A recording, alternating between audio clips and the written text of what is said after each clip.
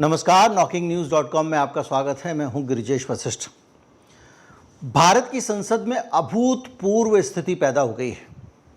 ऐसी स्थिति जैसी शायद ही कभी किसी संसद में दुनिया की पैदा हुई हो। शायद ही कहीं किसी संसद में इस तरह के वातावरण को हमने देखा हो।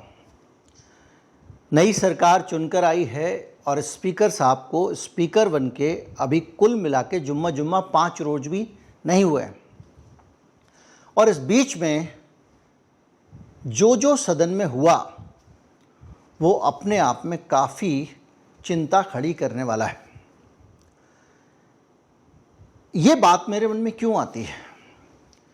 ये बात मेरे मन में इसलिए आती है क्योंकि जो व्यक्ति स्पीकर के पद पर बैठा हुआ है, जो लोकसभा अध्यक्ष के पद पर बैठा हुआ है, उस व्यक्ति के ऊपर एक बड़ा ज़बरदस्त नैतिक दबाव है। और वो नैतिक दबाव बार बार उस व्यक्ति पे इस बात के लिए दबाव डाल रहा है कि आपको बिरला साहब इस्तीफा दे देना चाहिए। भले ही आप बहुमत से चुन के आए हैं, लेकिन उसके बावजूद लोकसभा में स्पीकर के पद पर बने रहने के लिए बहुमत की जीत काफ़ी नहीं है। तो फिर क्या काफ़ी है? याद कीजिए मुंशी प्रेमचंद की कहानी पंच परमेश्वर, आपने बचपन में उसको पढ़ा होगा। खाला कहती हैं अलगू चौधरी से, वो अपने जुम्मन शेख के खिलाफ मुकदमा लेकर उसके ही दोस्त के पास गई हैं और उससे कहती हैं कि क्या बिगाड़ के डर से ईमान की बात नहीं कहोगे।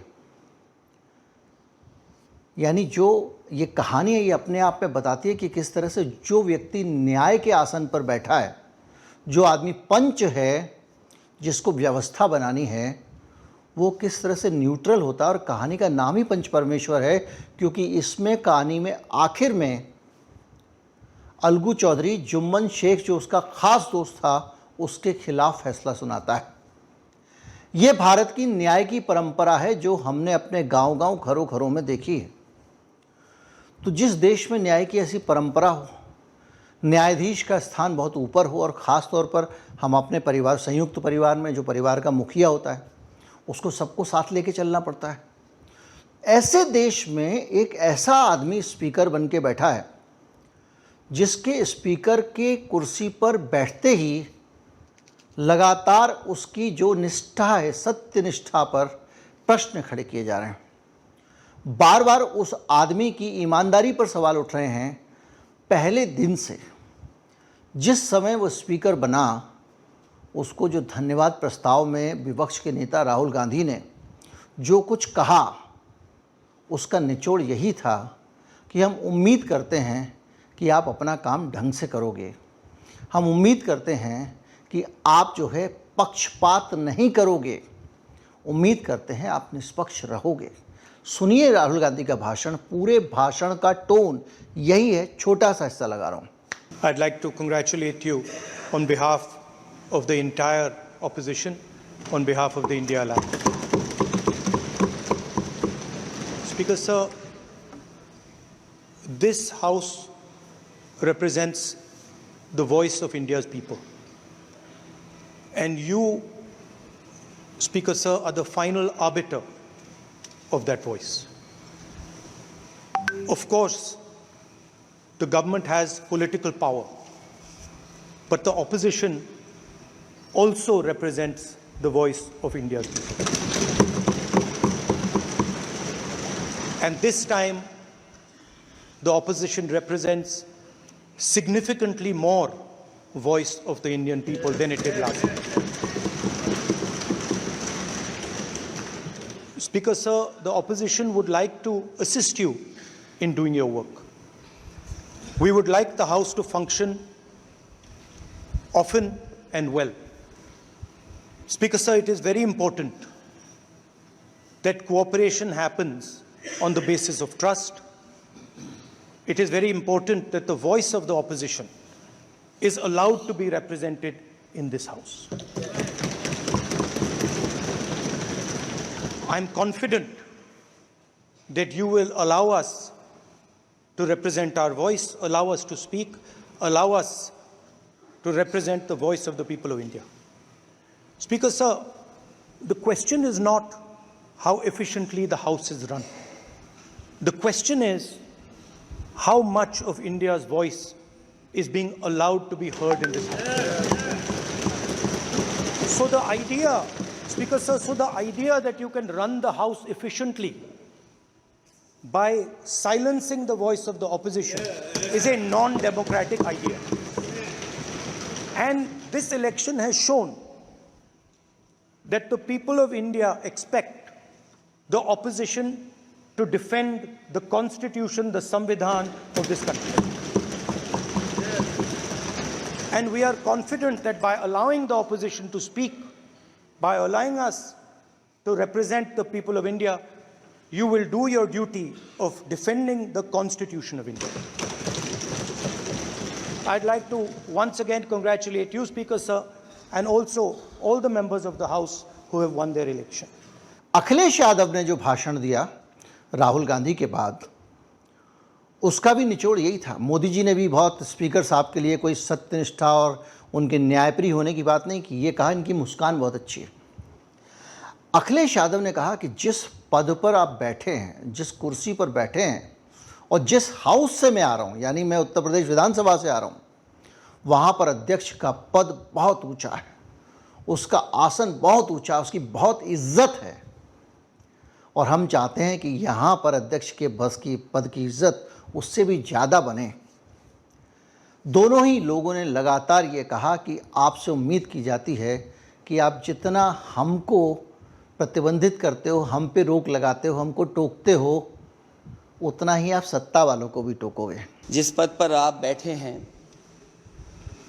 इससे बहुत गौरवशाली परंपराएं जुड़ी हुई हैं और हम सब यही मानते हैं कि बिना भेदभाव के आगे बढ़ेगा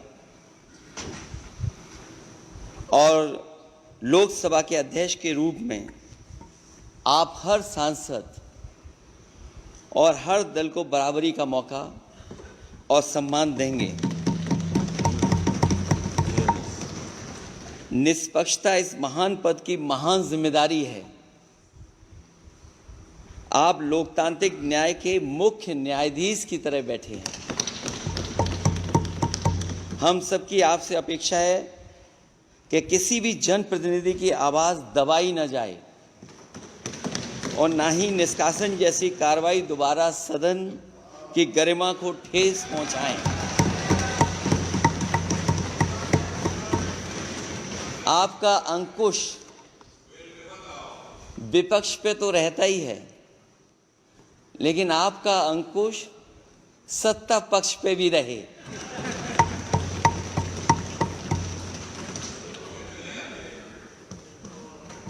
अध्यक्ष महोदय, आपके इशारे पर सदन चले,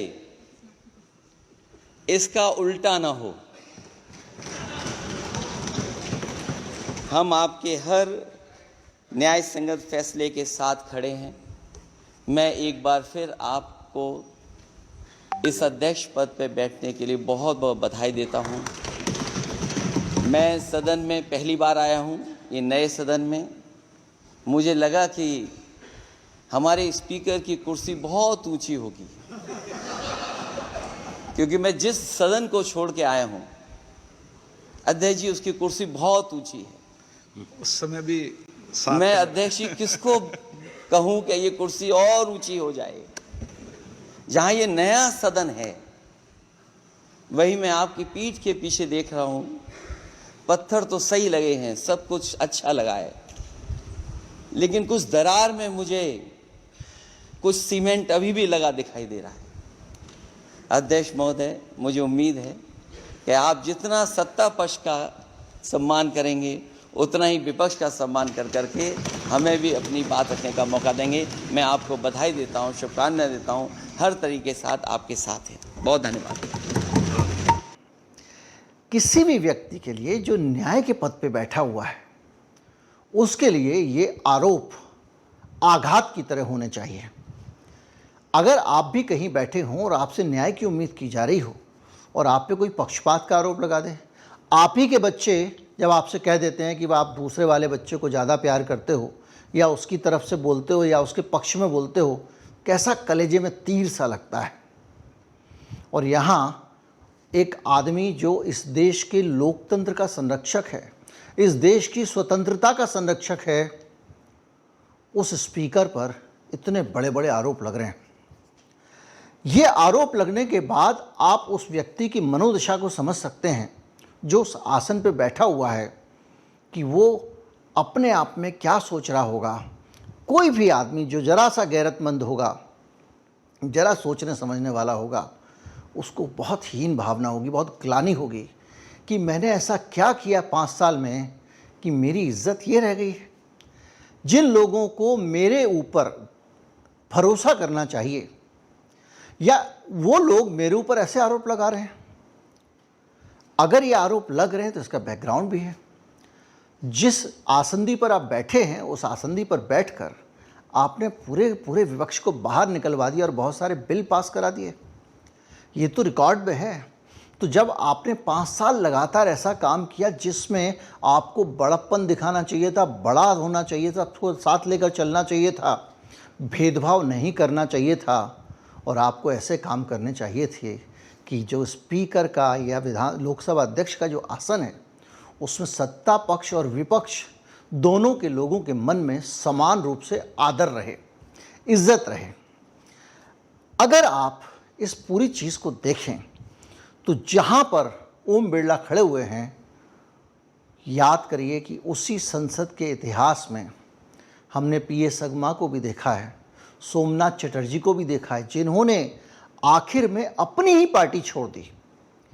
वो लोकसभा अध्यक्ष के तौर पे इतने तटस्थ थे कि अपनी ही पार्टी का साथ नहीं दिया, और आखिर में जब उनका कार्यकाल पूरा हुआ तो उनको अपनी पार्टी छोड़नी पड़ी।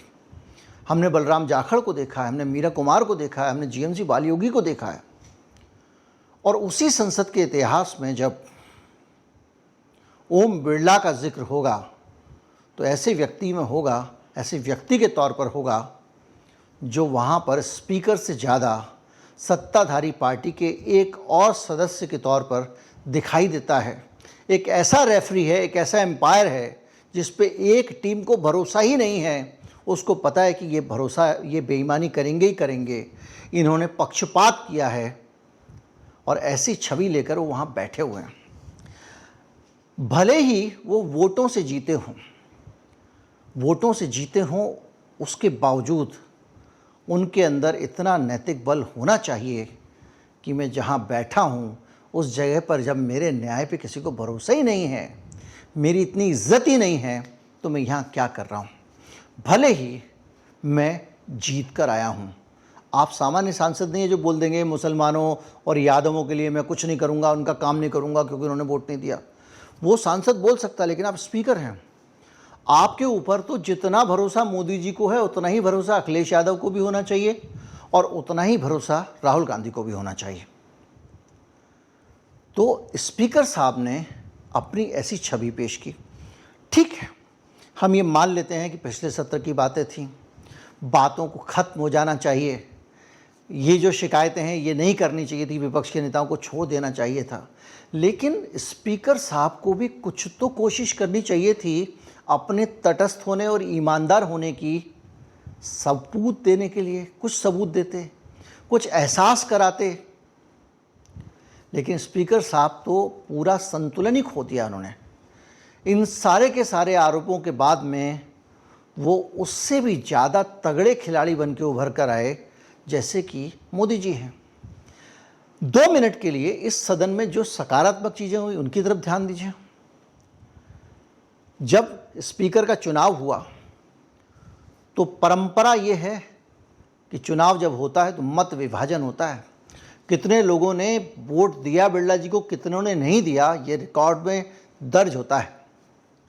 लेकिन विपक्ष ने गरिमा रखते हुए मत विभाजन के प्रस्ताव को ना लाकर का हाथ उठवा के जितवा दो अब, ठीक है। तो जिस विपक्ष ने आपको ये इज्जत दी, उस विपक्ष के साथ में आपने क्या किया?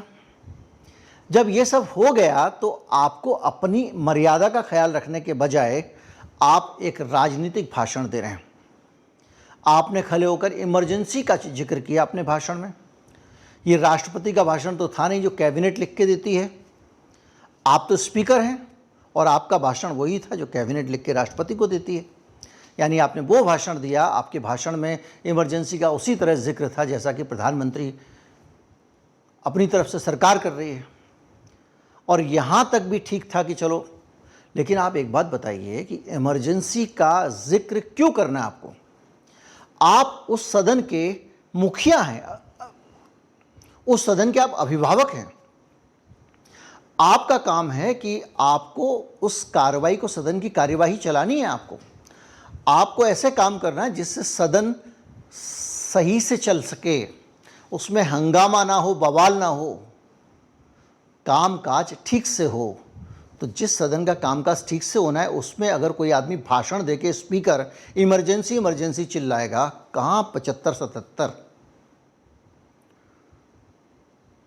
तो वो क्या चाह रहा है? वो चाह रहा है कि सदन में हंगामा हो। जिस आदमी को हंगामा होने से रोकना है, जिसको शांति व्यवस्था कायम रखनी है, वो ऐसे मुद्दे उठा रहा है जिनके कारण बवाल हो। और उसके बावजूद आप जरा विपक्ष का रवैया देखिए। विपक्ष का रवैया है कि राहुल गांधी ने कहा कि ये टाला जा सकता था। भाषा देखिए, भाषा में सख्ती भी हो सकती थी, हंगामा भी हो सकता था, बवाल भी हो सकता था। लेकिन विपक्ष का सौजन्य देखिए, और विपक्ष का ही नहीं, सत्ता पक्ष का सौजन्य देखिए। मोदी जी ने जिस तरह से राहुल गांधी के साथ में हाथ मिलाया, उनको साथ लेकर गए बधाई देने के लिए, जो एक सौजन्य दिखाई दिया, हल्के फुल्के तरीके से बातें हुई। उसके बीच में जहां पे सत्ताधारी लोग जो कि एक पक्ष हैं, विपक्ष जो कि एक पक्ष सदन में, वो लोग सौजन्य दिखा रहे हैं, और जो वहां पे पीठासीन है, जो वहां पर बैठा हुआ, गद्दी पे बैठा हुआ आदमी है, जो अध्यक्ष है, स्पीकर है, वो स्पीकर पार्टी बन रहा है। पार्टियां न्यूट्रल हो रही हैं, कर्टसी दिखा रही हैं, सौजन्य दिखा रही हैं, और जिस आदमी का काम है न्यूट्रल रहना, वो पक्ष ले रहा है।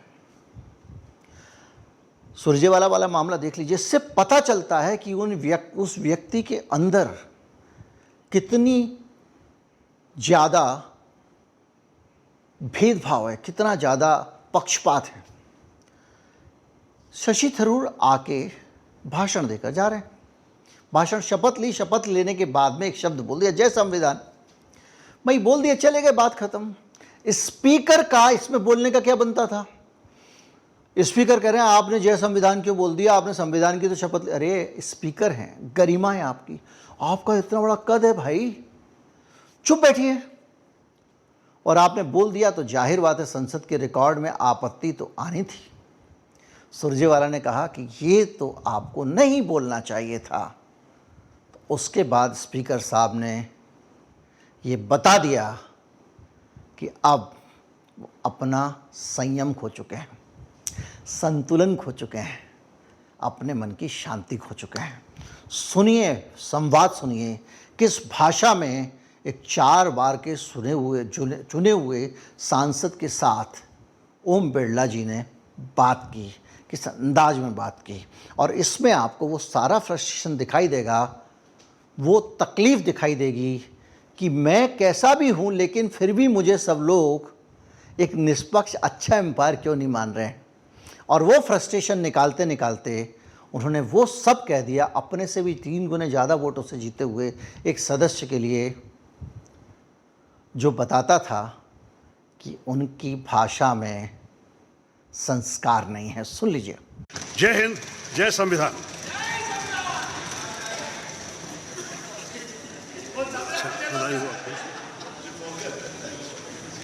संविधान की शपथ तो ले ही रहे हैं,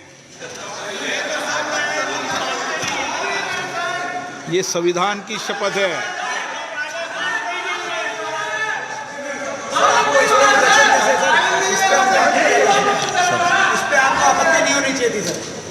किस पे आपत्ति नहीं हो, सलाह मत दिया करो। चलो बैठो, चलिए।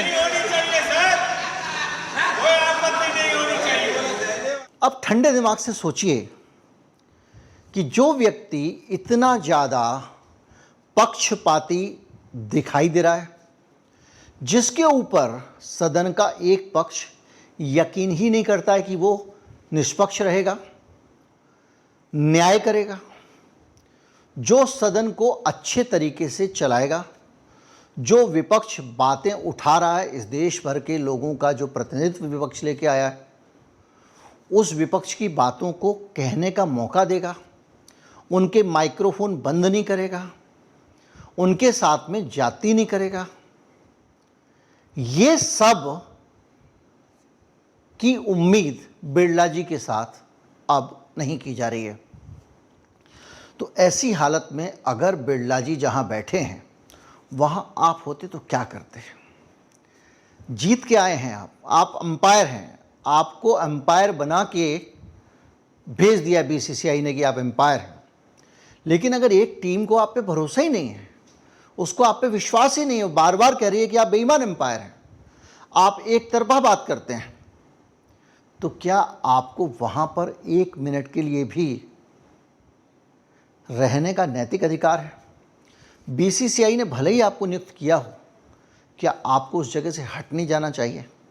क्या आपको ये नहीं कहना चाहिए कि जब मुझ पे लोगों को भरोसा ही नहीं है तो मैं इस गद्दी पर बैठकर क्या करूंगा? निश्चित तौर पे ये अधिकार किसी भी व्यक्ति को नहीं होगा जिसके ऊपर ये आरोप लग रहा है।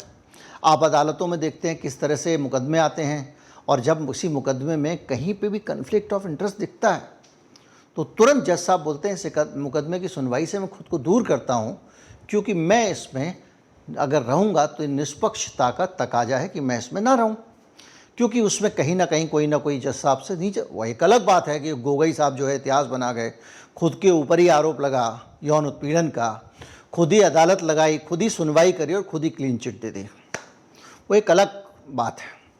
ऐसा हमेशा नहीं होता है। वो भी सांसद थे राज्यसभा के इसी पार्टी से, इसी पार्टी के स्पीकर केशरीनाथ त्रिपाठी होते थे जिन्होंने कैसे मायावती के साथ छल किया था। इसी पार्टी के चरतीलाल गोयल होते थे दिल्ली विधानसभा में।